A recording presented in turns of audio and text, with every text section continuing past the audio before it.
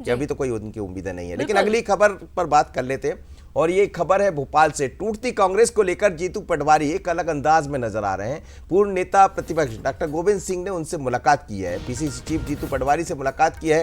मंगलवार को डॉक्टर नरोत्तम मिश्रा से भी उनकी मुलाकात हुई थी। बंद कमरे में गोविंद सिंह की ये मुलाकात बड़ी चर्चा में बनी रही, और कांग्रेस में मान सम्मान नहीं देने की बात भी उन्होंने कही थी।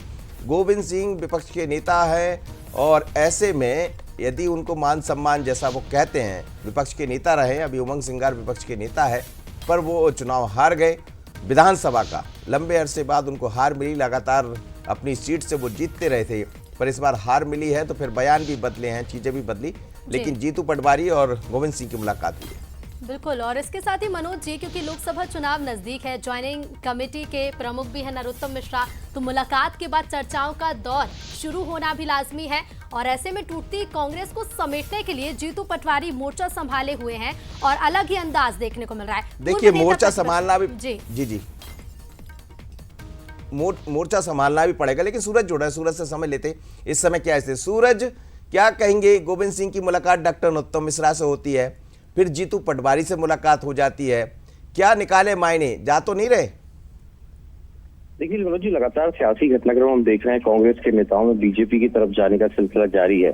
ऐसे में खासतौर से 2 दिन पहले हमने देखा सुरेश पचौरी के साथ 2 पूर्व विधायक पहुंचे, उसके 2 दिन बाद 2 कांग्रेस के और विधायक पहुंचे।